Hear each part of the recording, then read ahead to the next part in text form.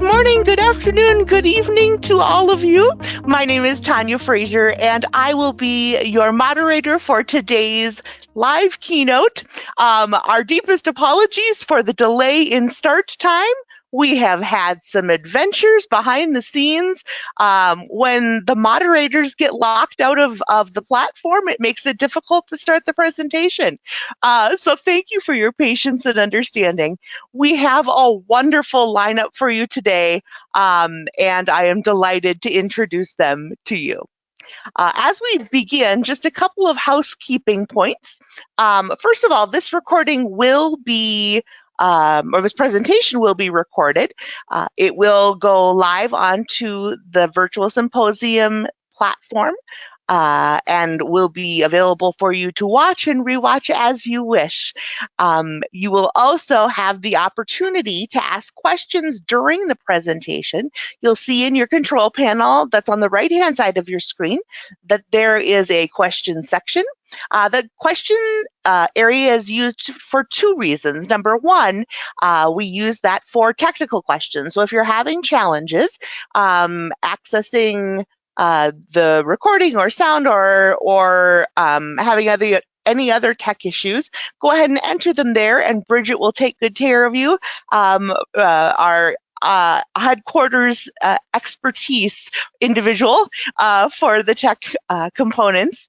If you have any questions regarding the content that you're hearing about, there is also the opportunity to ask questions live there. And you do not need to wait until the end of the session to ask those questions.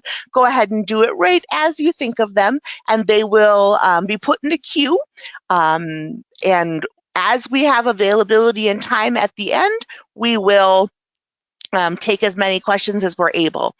Questions that are not able to be taken live will be able to go and be placed on the bulletin board, which we'll speak more of at the end of the presentation.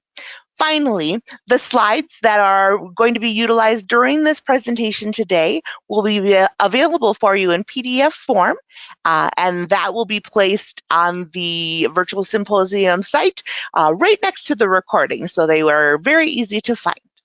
All right. And with that, I will turn it over to Reginald to be able to introduce his colleague. So go ahead, turn on your mic and camera. I will turn mine off. And best of luck and have fun to our presenters today. Well, hello. I'm Reginald Larsen. I work with the Norwegian Environment Agency. And I'm also working with a program in developer cooperation, oil for development. I'll tell you more about that later. But first of all, how can availability of biodiversity data support spatial planning for healthy ecosystems? That's what we're going to talk about today. It's basically about knowledge management and managing environmental data and sometimes turning into a headache. And we'll explore the varying ways through which biodiversity data can inform impact assessment processes and spatial planning, if they're available. We'll look at different scales and different actors and how barriers and opportunities can help us mobilize the data. Also, we'll look at how to use them in decision-making to preserve and restore healthy ecosystems. So the other ones, apart from me, would be Sylvain Rolls and Kojo Ageno Efnan. Sylvain, she's working with UNEP WCMC in Cambridge, and Kojo works at the Environmental Protection Agency in Ghana. So with that, I'd like to introduce to you Sylvain, our first presenter. Welcome, Sylvain. Thank you very much, Ragnvald. If we can just move on to the next slide, please. Well, the first slide of the presentation. So thank you. As Ragnvald mentioned, my name is Sylvain Rolls. I'm a program officer at the UN Environment Programme World Conservation Monitoring Centre, UNEP WCMC, based in Cambridge. And so the aim of my presentation will be to showcase the use and importance of global data sets and how enhanced data sharing practices can strengthen those data sets and really inform spatial planning efforts for healthy ecosystems. So the next slide, and I think even the one after.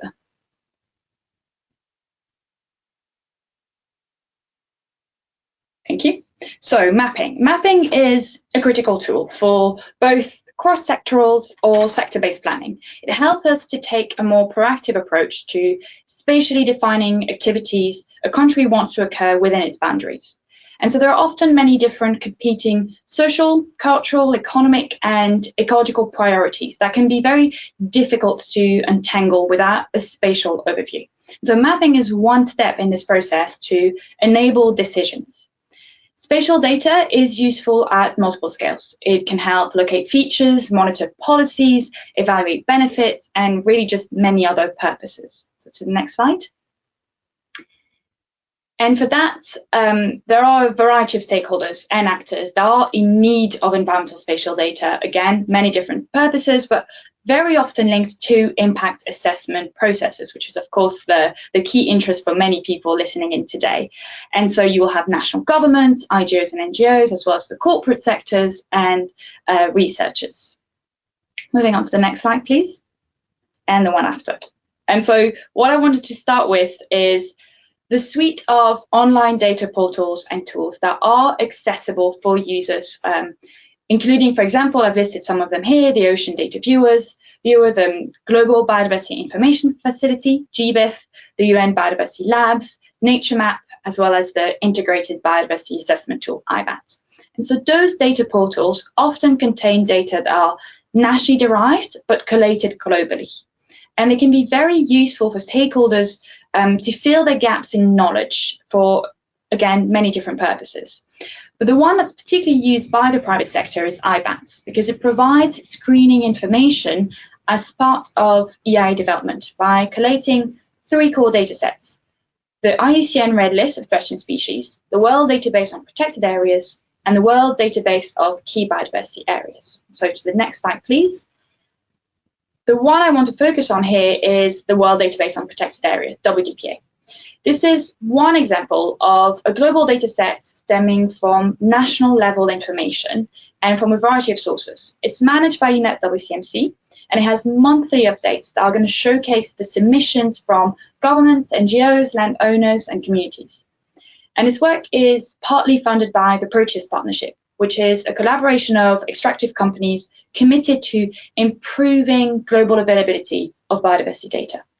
So protected area data are used across levels for information-based decision-making, policy development, and business and conservation planning, but also it provides the basis for monitoring and reporting on progress towards international commitments such as the Aichi biodiversity targets or the 2030 SDGs. So really this data feeds from local to national all the way to global levels.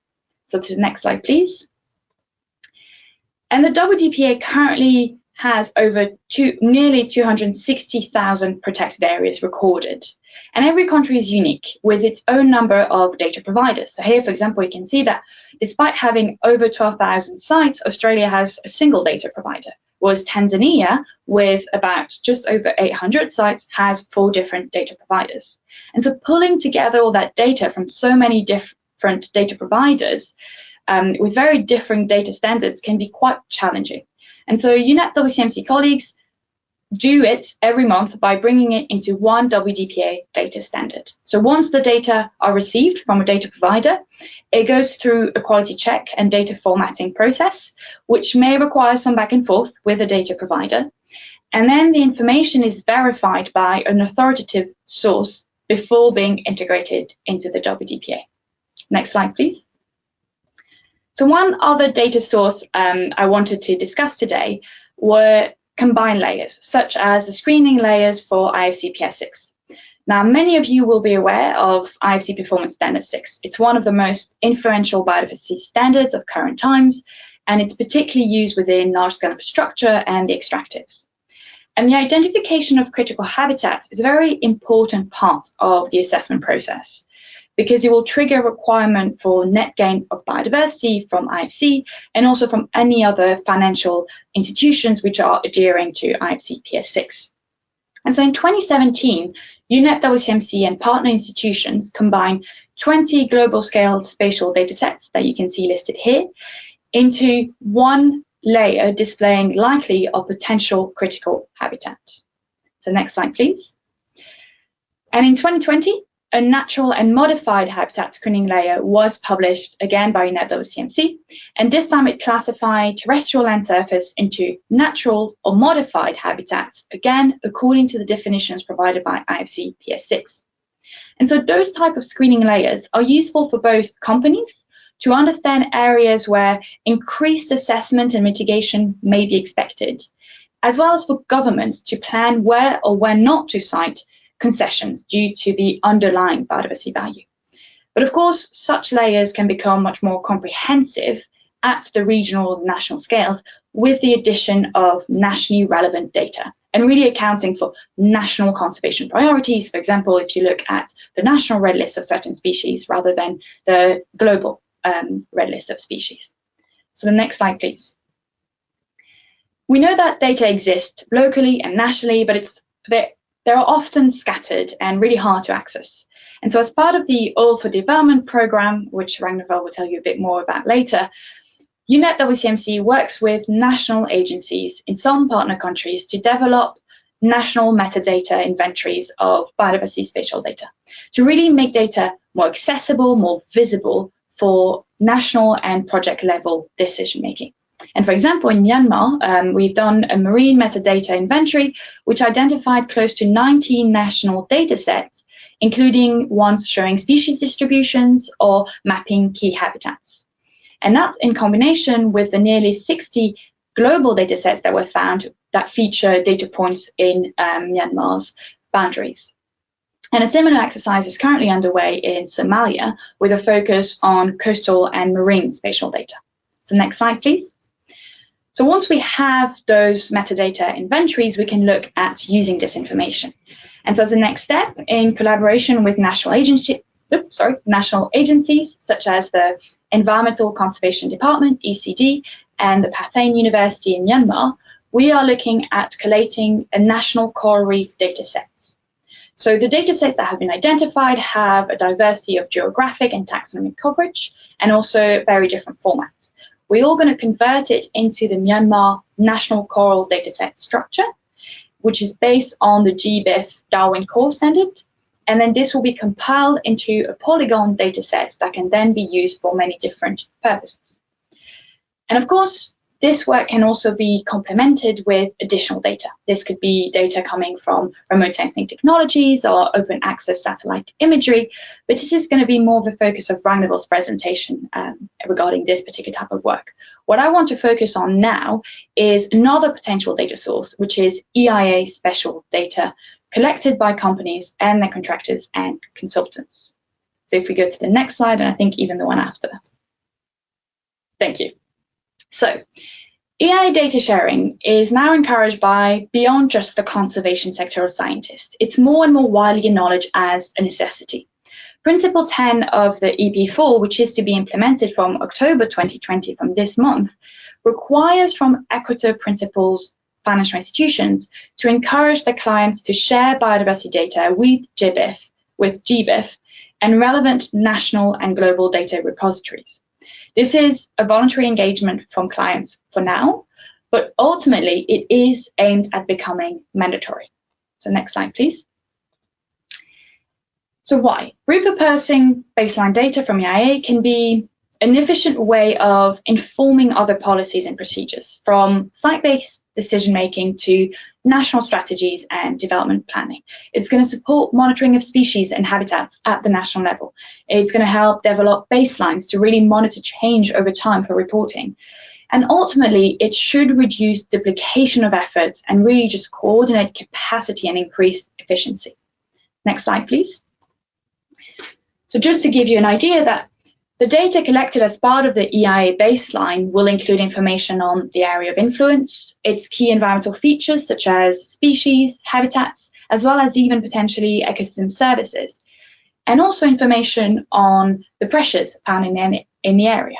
And all this information is exactly what researchers, what scientists, what the conservation sector will look for when tracking planning processes or when tracking policies and programs. Next slide, please. And so the biodiversity data landscape will really vary from country to country, but there are key stakeholders which I've listed here, such as governments, the NGOs, the universities, and the companies. And so here it's an example based on our work again in Myanmar. And currently there are quite a few strong collaborations between universities and NGOs, as well as between universities and companies to monitor marine biodiversity in Myanmar. The national universities in particular hold considerable knowledge capital through long-term research, but much of this knowledge and the associated data can be found in reports and it's not digitized. And so the primary gap in collaboration and data sharing among institutions in Myanmar relates to data coming from universities and companies to the government, which is where we are working to create a mechanism under the All for Development program. And so the company I've listed here, Woodside, is a member of the Proteus partnership I've previously mentioned, and it's actively helping to mobilize EIA data at a national level for collating data sets on key habitats, such as the coral reef work we've been doing. Next slide, please. So, advocating for data sharing is not new. GBIF and IIA were encouraging corporations to share the primary biodiversity data from impact assessments with the broader scientific and conservation community in the early 2010s already. But this has yet to become common practice. And some of the potential barriers we have identified have been around technology. If there is a lack of internet access or very little use of GIS software or no infrastructure, capacity restrictions with staff having limited time to digitize data or even limited resources in general. There can also be confidentiality and licensing restrictions with companies feeling that they cannot share some of the more confidential information beyond just authorities that are approving their EIAs. There can also be a lack of quality assurance processes that mean that users will not trust the data they are being given. And in general, just a lack of communication between the different data users. Next slide, please. And so the three considerations that we have identified to really try and harmonize data from the private sector and to establish new innovative data sharing standards are the following. And those are very much aligned with the EP4 guidelines. It's first to apply globally accepted standards, or if they are available, nationally defined standards to the data. Secondly, to implement quality assurance protocols, and that includes the independent review of data sets by governmental and non-governmental organizations for the data to be trusted by the other users. And finally, thirdly, to make them available to the relevant governmental agencies through company servers or through external data platform. And using external data platforms can really strengthen long-term sustainability and uptakes of those data sets and facilitate the access for a larger group of decision makers. Next slide, please. And so just as a key message to take away is the emphasis on the need to increase and trial data sharing mechanisms, especially for EIA data. This is work WCMC has engaged in, especially within the All for Development program, but we are very keen to hear from any of you who have experience in that regard, the challenges you face and the solutions you may have found, so we can really try and mobilize more and more biodiversity spatial data for decision making. And on that note, I'm going to hand over to Ragnhild Larsen, who's going to give you a better oversight of the other ways through which we can mobilize data for our work. Thank you.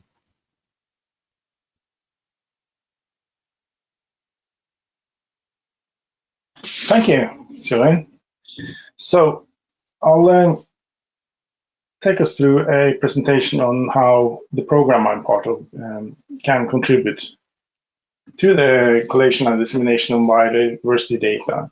We're a project under the Norwegian Directorate for Development Cooperation, but I work with the Norwegian Environment Agency with GIS. Very broad term, but let's just keep it with that. So in this presentation, next slide, please. I'll take us through this, a little about our program, the data management, exemplified with drones and remote sensing, and then go over to sensitivity mapping, which ties together a lot of data sets towards prioritization. And then a little about how the challenges about setting up environmental information databases. And that's not a very technical thing in this presentation, although it is, of course, very technical as well. Next slide, please. So why are we doing this? Well, we have our own experiences in managing data. Some of our systems are quite good, and we're trying to contribute with our experiences. But we're also, as a public partner, we're also aware of the challenges related to actually being a public servant. And that role into the context of development of projects is important. We are a regulator, while we also facilitate the data used in planning. And to help us all, help us out, we're also engaging experts and consultants like Sylvania, to contribute to this work and help us gain even more structure. And as you noted, they also command very important systems for global coordination of environmental data. Now, let's talk about data. It's basically a very short slide. Data is defined by the combination of its origins and purposes. Take away the origins, you don't know where the data is from, you could as well just not bother. You don't know where the data comes from, it has no value. And if you don't know, if you have the best data in the world and you don't know what purpose you want to use it for, well, it doesn't matter. So basically, you need both of them. You need to be very accurate about your origins of data, and you need to see that they're fit for the purpose. Now, I'll take it to a project we're doing in Uganda. Next slide, please. Where we have well pads in Murchison Falls National Park.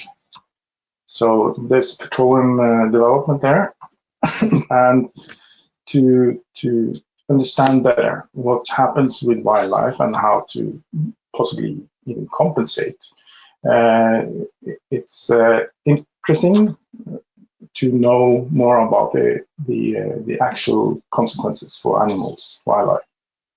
What negatives impacts are there and how could they be mitigated? So we're trying to do this with the drone project. Next slide, please. And most of you have seen drones flying around up and about. Nice small tools, and with a click of a button, it flies wherever you want. But it's not that, it's not that easy. We need a methods description. We need the flight plans. We need to know how to handle the drone.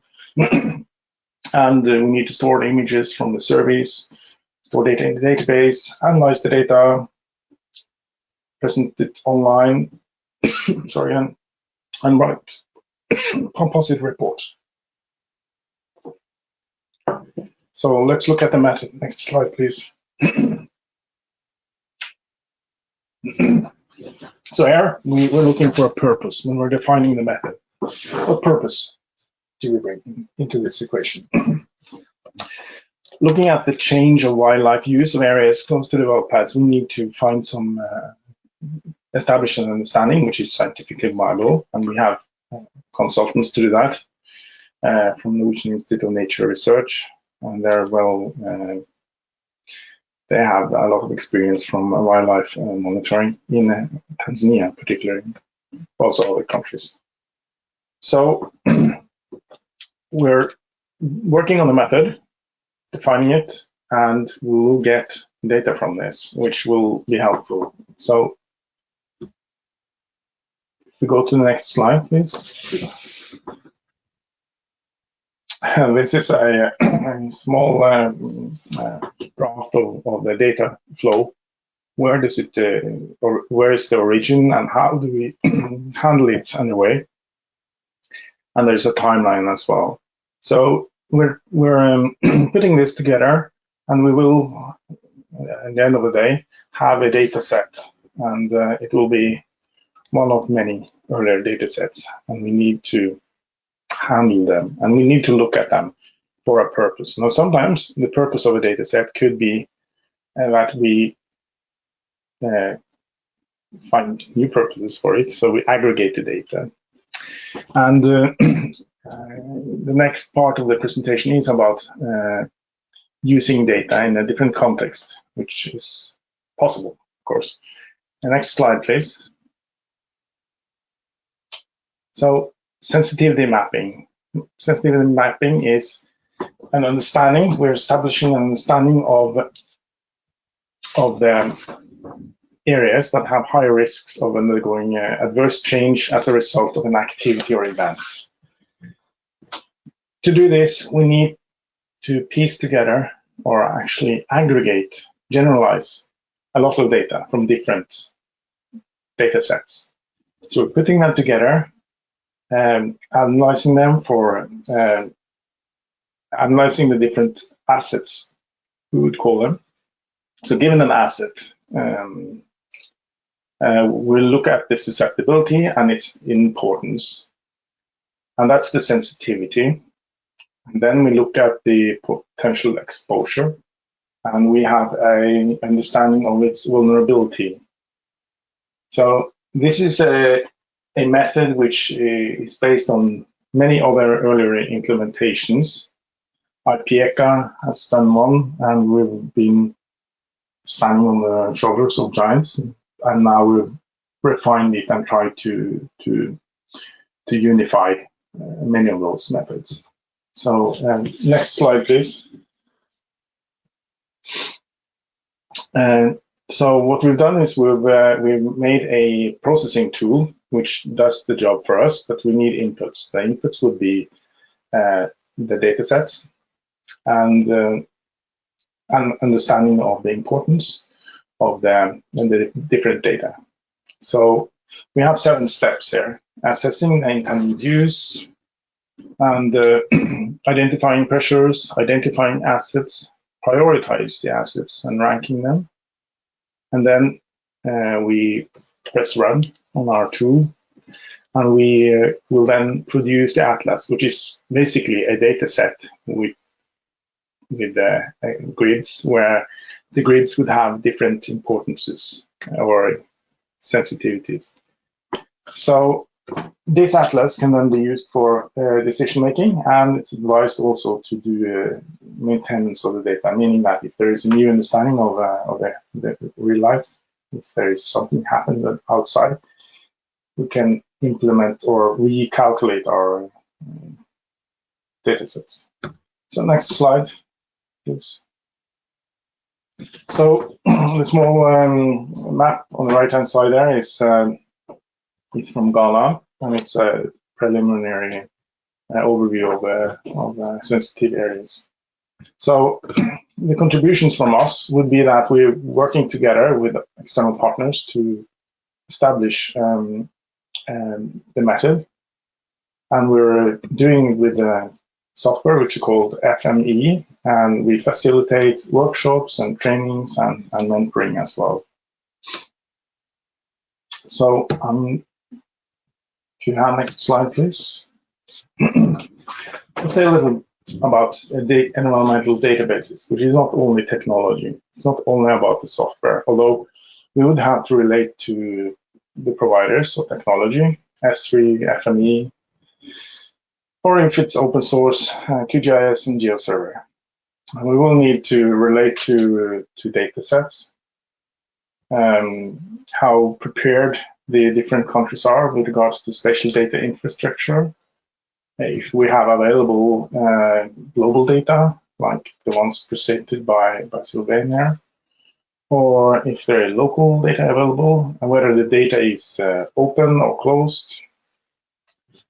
And also, we need to look at collaboration between the national level institutions in a country. That's very important. In some countries, you would find that that the institutions on the same level in the government might not have an opportunity to share data. They are told to sell the data, whether it's for commercial purposes or management purposes. So that's also a side of this.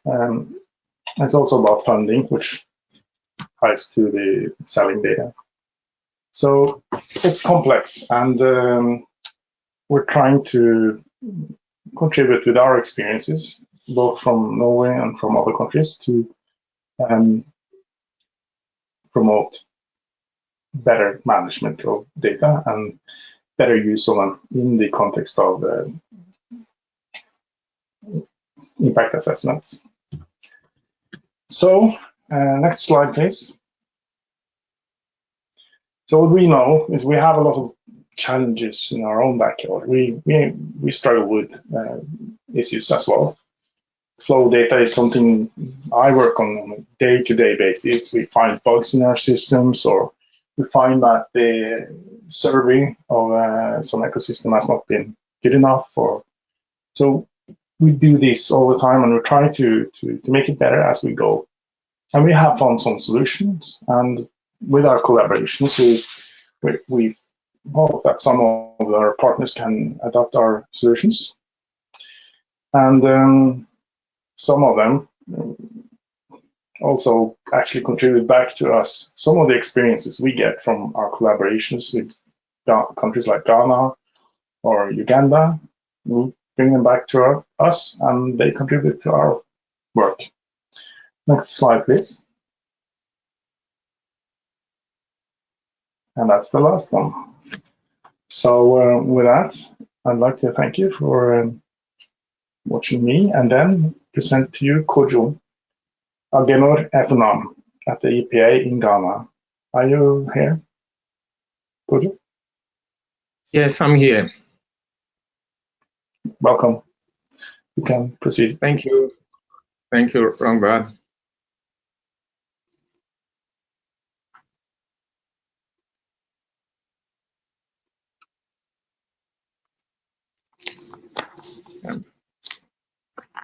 Okay, thank you. My name is Kojo Agenor Efunam, and I'm going to present what I can call a case study of developing environmental sensitivity atlas for Ghana in collaboration with Norwegian Environment Agency and WCMC, represented by Ragnvald, who has just finished the presentation, and Sylvain, who presented earlier. So my focus for this particular presentation will be on the importance and the role of the environmental sensitivity atlases in petroleum development, the ESA development in Ghana, and the intended use of ESAs, as Rangbad mentioned earlier, and the development processes that we went through and the challenges that we faced during the process and how we overcome those challenges. Next slide, please.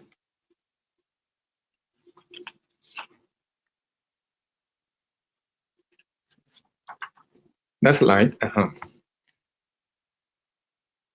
It is said that knowing what is where is very, very critical. And that is how come spatial information is paramount in any meaningful development. And particularly for oil and gas development, knowing how the oil and gas development can affect not only the environment, but the socio-economic structures of a country, particularly in developing countries. It is important for us to know exactly what's our asset that could be affected by the development of petroleum exploration methods or the extraction methods that we are going to use.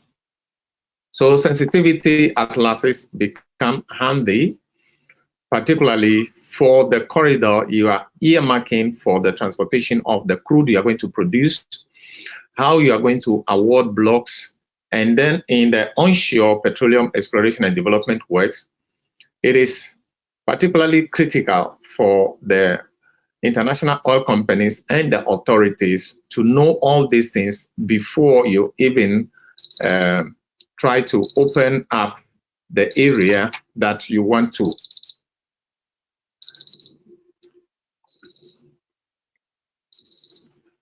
Next slide, please.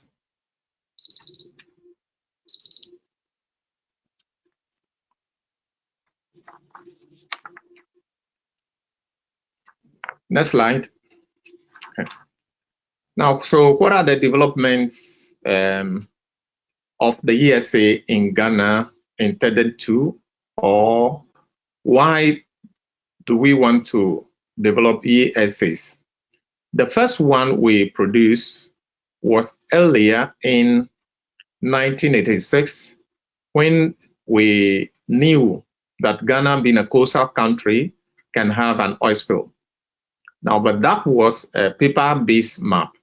So in 2004, we looked at a digital system where we can have this environmental sensitivity atlas. And that was towards any potential oil spill that might occur in the country. Then in 2007, Ghana discovered oil, which generated a lot of interest in oil and gas development in the country. And then Ghana also has a large onshore area that has been a little bit unexplored. So the interest in that area, which is about 40% of the country cover, the interest there became also heightened. And there are talks that we should start looking at that particular basin and see whether it has the potential. So in order to be prepared for all these works, we looked at the way we can update the earlier map that we did in 2004, and then also the new one that we are looking into. Next slide, please.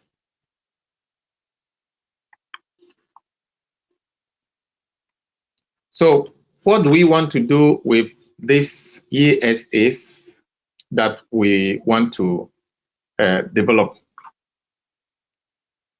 There are various intended uses of ESAs. Rangvad mentioned some few of them, but let me quickly say that in the oil and gas development, ESAs can be used for block demarcations for oil and gas exploration and development.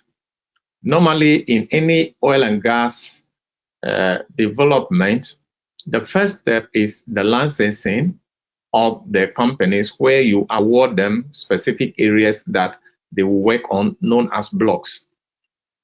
Most of the time, it is the geological information that the authorities present to these international oil companies to look into and see whether the potential is there. Most of the time, it lacks the environmental information. So we thought it would be very good if we can include that kind of environmental information in the blocks that we might want to award in case we have the potential offshore. So that is what's called for the onshore environmental sensitivity atlas development. Next slide, please.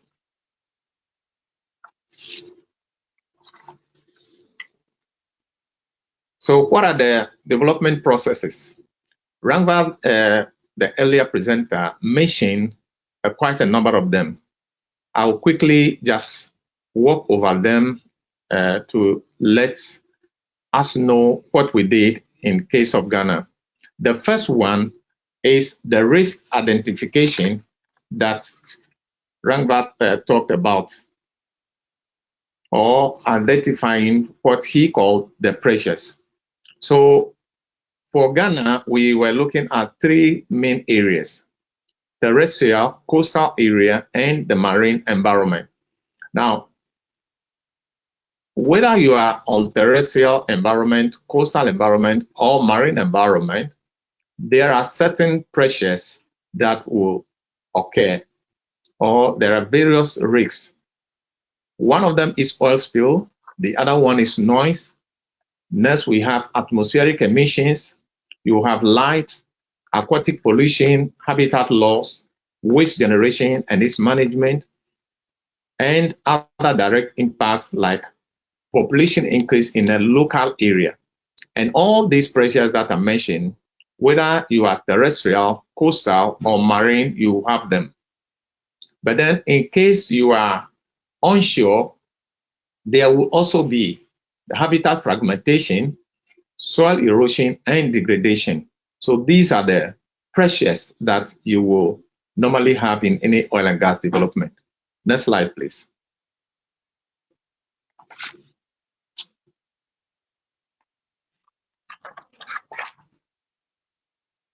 The next step is the creation of the asset register.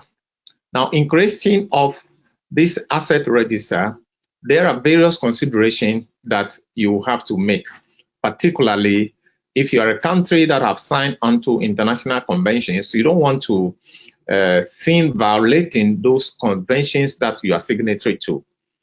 So for the case of Ghana, we are signatory to Convention on Biological Diversity, World Heritage Convention, Ramsar Convention, International Convention for the pollution of prevention of pollution from ships. And then in the country also, we have designated some sites that we knew are very critical for us to protect. Next slide, please.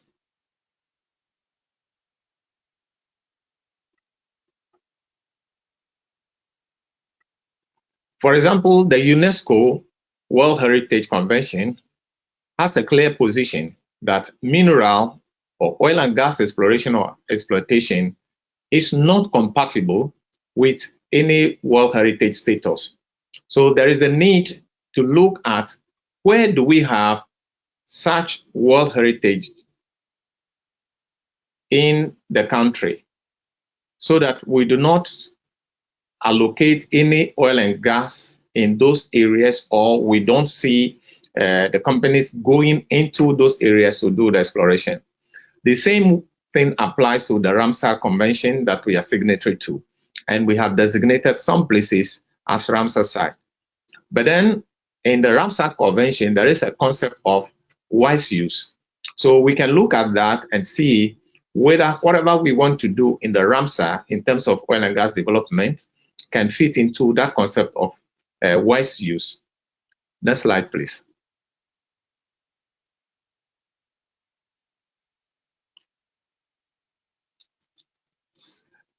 Apart from the international conventions, we also look at the national policies. So all these laws, regulations, policies, action plans that we have developed in the country, they are part of the system that will inform what we are calling the assets which needs protection from the pressures that we have identified. Next slide, please.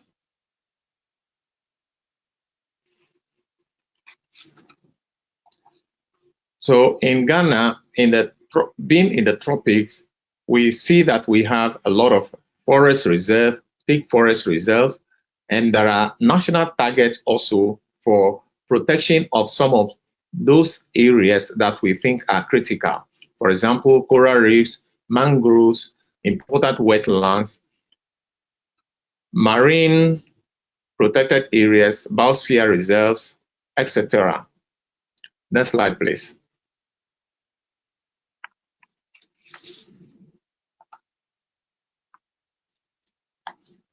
Next slide, please.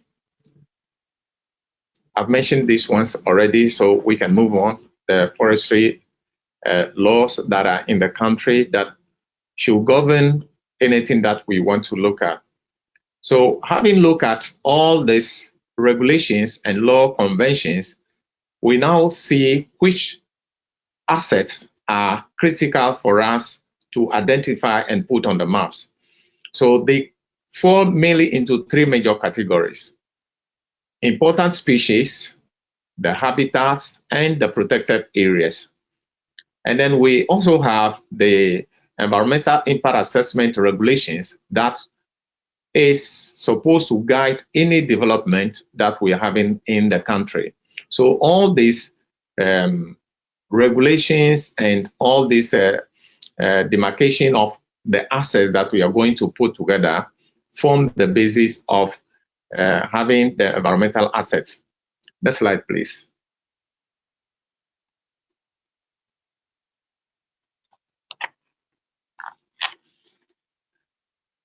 Then apart from the environmental assets, we also look at what economic assets do we have along the coastal area and onshore. What are the economic assets?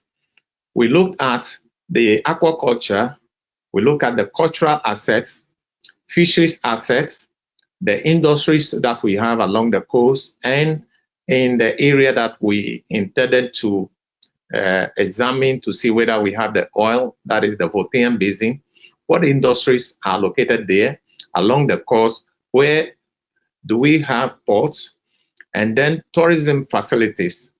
Those are some of the economic assets that we identified. And then once we identify these assets, both economic assets and environmental assets, there is a need to now integrate all this data together in order to generate the sensitivity map. Next slide, please.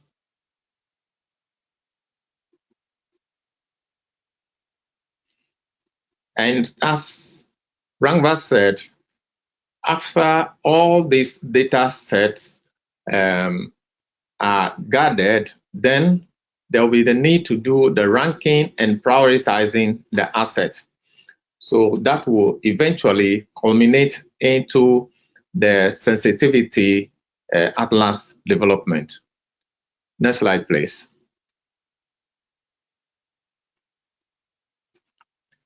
But then the key challenge that we faced was the data that we require in developing the asset. Where are the data? Where can we find it?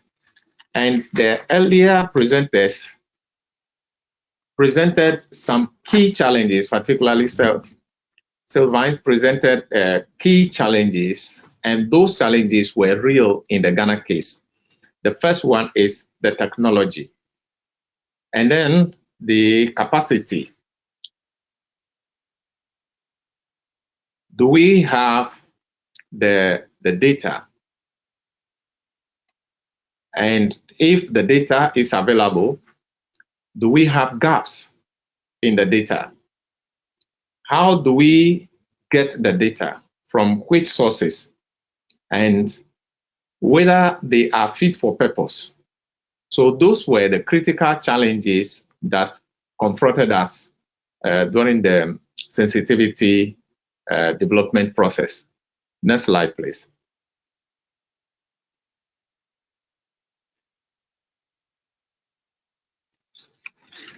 So we recognize that in the country, we did not have and still do not have a single national data repository. Our data infrastructure is non-existent, and most of the time, the institutions that are mandated to collect some of this data, particularly the biodiversity data, institutions like Forestry Commission, my institution, Environmental Protection Agency, and Water Resources Commission, though they are mandated, but then the data that we generate, most of the time, they are on our laptops, they are on our personal computers, sometimes they are on the hard drives that are not connected. And some of the restrictions that we face is that even the law establishing some of these institutions that we can get the data from in the country, the law requires them to sell the data in order to generate funding to be able to take care of the work that they do.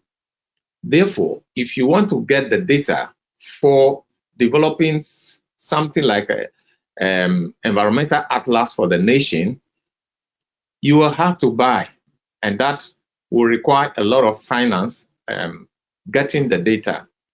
And it is not also readily available, and whether the ones that we need will be fit for purpose is also another challenge that we face. Next slide, please.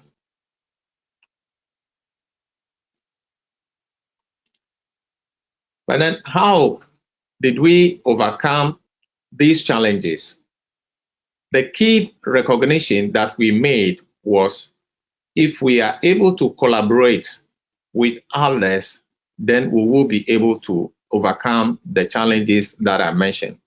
So our number one collaborator happened to be the Norwegian Environment Agency, with Rangvad leading that particular team for us.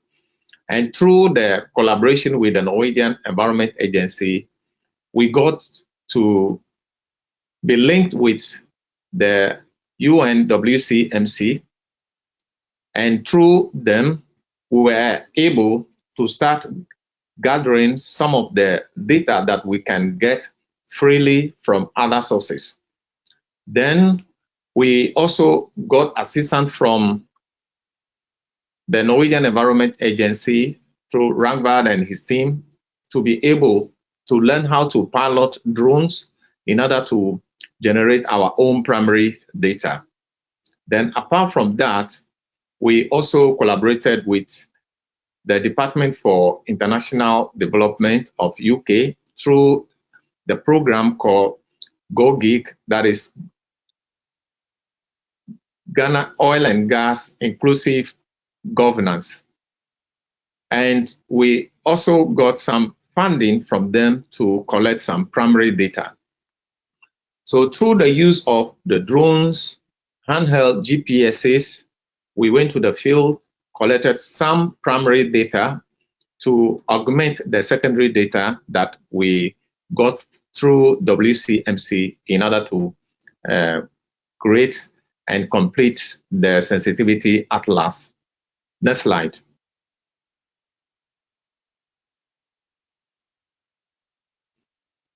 Next slide, please. So what are the key points in this case study, or what we have learned through the development of this sensitivity atlas? We recognize that for us as developing countries and all the developing countries where oil and gas can be found, we will still depend on this fossil fuel, despite the fact that the world is concerned with climate and other environmental concerns, and we are also concerned with those things. The oil and gas development will be the primary source of our energy needs in the country, and also will augment our economic efforts. So it will not go away immediately. And because of that, we need to really look at what we can protect from any oil and gas development, and if not, eliminate all the effects that the oil and gas will bring on those assets that we have identified. How can we minimize those potential impacts and the conflicts that will arise from it? The critical data sets like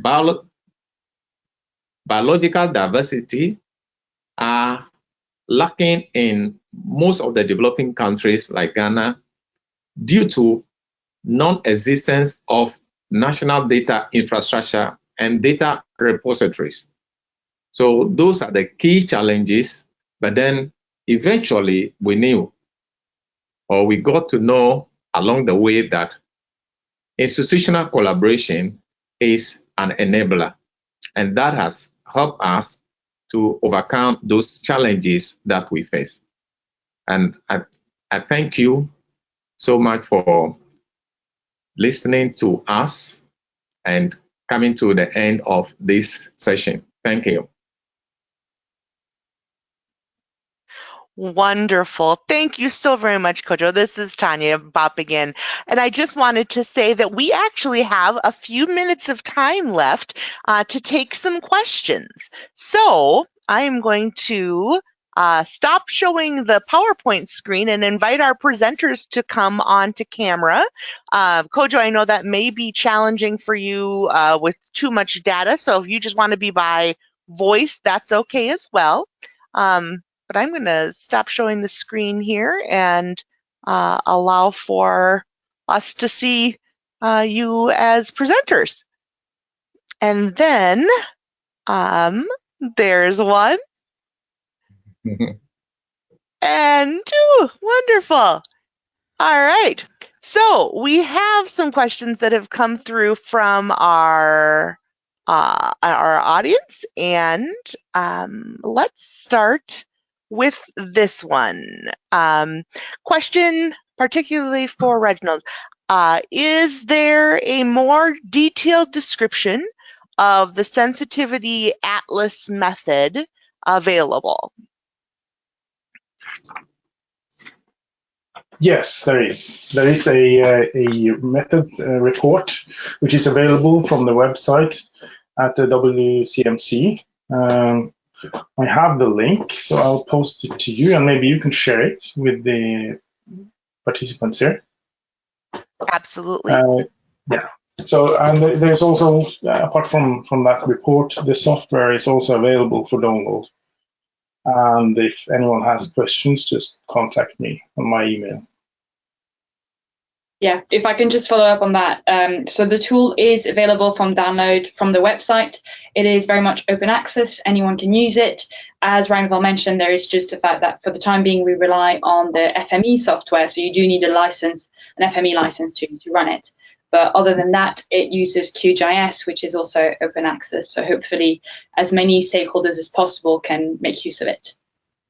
And we do have a plan for next year to have a workshop where we present the tool again. So we will see how we tune that one and what Corona allows us to do. But we will probably keep you posted on that if you want.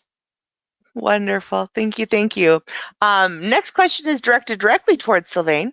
Thank you for your PowerPoint. She has one question. How do you get different biodiversity data for your country, especially for offshore? So in general, I think a good first port of call if you're in a particular country and you're looking for biodiversity information would be the global data portals I mentioned. So you have the UN Biodiversity Labs, you have GBIF, you have the IUCN Red List, and this is really just going to give you the first idea of what is known about a particular country and what is there from a spatial perspective. In general, on the status of biodiversity in a country, one very good resource to also look into is the National Biodiversity Strategies and Action Plans, NBSAPs, which are published at least on the CBD's website, the Convention of Biological Diversity. And again, that is a very good source of information, but will likely not have spatial data associated with it. There's quite a lot of variety, but that is all going to be often global data, and so it is one of the big challenge of how to have access to data collected nationally, and some of the challenges that Kojo mentioned in establishing a national repository can be quite difficult, but there's definitely work ongoing, and so liaising with the relevant governmental authorities and the relevant NGOs involved in that process is always a good port of call to perhaps get further access to that kind of data. Great. Thank you. Thank you. I just want to point out that if you look in the chat section, Bridget has posted the link that was just referred to in the prior question. So poof, it's already available for you. Kojo, this question is for you. Hi, Kojo. I'm interested in how various stakeholders are included or heard in the mapping and risk identification process in Ghana. Government, local communities, and the public will have varying priorities, especially in terms of production. In South Africa, economic progress may outrank sensitivity areas as given by cases of coal reserves being mined in high biodiversity conservation areas. Thank you. And I'm sorry that my camera is, my computer camera is unable to link with go to webinar. It links very well with Zoom and others. Since yesterday, I've been trying to link it, but it's giving me a problem. That's why my face is not being seen. Sorry about that one. But coming to the question, one of the key things for us in Ghana is in developing something like sensitivity atlas is we look at it as a national assignment. So all those key stakeholders, whether they are non-governmental, whether they are governmental, whether they are from the community, we bring them together in a workshop. We explain the process to them, what we're doing, and then we get some of our people that are technical to determine what assets we are looking at and how we will do the prioritization. So it is not one single, let me say, institution that takes the decision that this particular asset has a higher priority than this one. And we do that together with our colleagues that we are collaborating with. And in Ghana, the one that we did, Rangvad was also there to assist us in coming up with the priority list in the workshop. We also have representatives from WCMC, and that has been the process throughout the sensitivity development, as I mentioned, from 1986 down to today.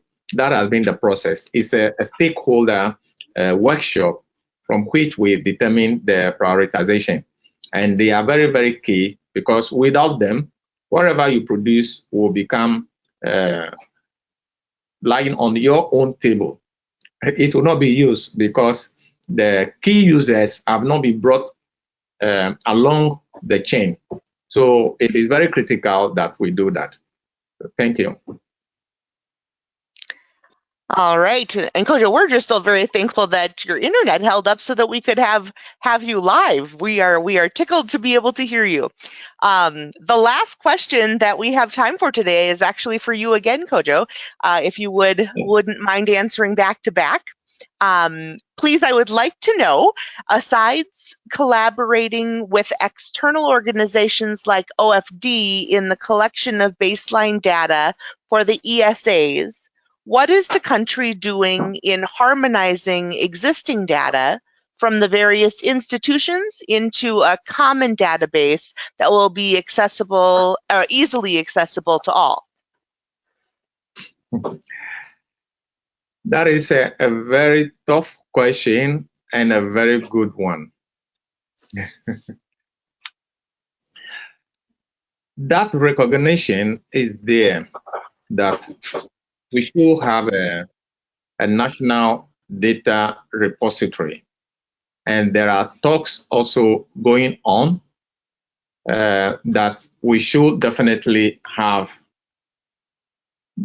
There is a national data center, but they are focusing on some other data sets apart from the environmental data sets. So we are building that one slowly. For example, we have a whole data center for National Mapping Authority. So they have the data room, and we are collaborating with them to see whether, as we generate this environmental data and other data, they can host it for us as a national data repository. If you look at the oil and gas itself, we have a national data center at the Petroleum Commission that houses all that data. Data for telecom, we also have a national data repository for it. So gradually, we are looking at connecting all these data repositories, building them, but as developing countries, priorities for other things normally takes, let me say, the higher pedestal than some of these ones. That is why it looks like we are moving at a nail pace, but gradually we will reach the finishing line. Thank you. Wonderful, fantastic. What a wonderful way to end our keynote series here at our virtual symposium with IAIA. All three of you have provided such remarkable depth to this conversation and a beautiful example of international collaboration. So thank you very much for all three of you for all that you've provided. And also a big thank you to our audience. Thank you for joining us, and we do have opportunities for you to continue to participate. There is a live bulletin board that is on the main IAIA Symposium website. And through that, you are able to ask additional questions and have ongoing additional conversation with these amazing presenters and one another. So I encourage you over the course of the next 2 weeks to jump onto that bulletin board, be a part of those discussions, engage with the other conversations that are happening across the platform regarding all of the other presentations. There are an entire set of presentations yet to be revealed for today, which is really exciting to see. And we also do have our virtual coffee break happening yet today. So please check what time that applies to for you. And if you'd like to hop in, it is a opportunity to network like we would around a coffee table if we were live together in Spain, but doing it around a virtual Zoom table instead. So again, on behalf of the team at IAIA and the board of directors, I want to just thank you so very much for your participation in this conference, and I wish you nothing but the best in the days and years to come. Take care.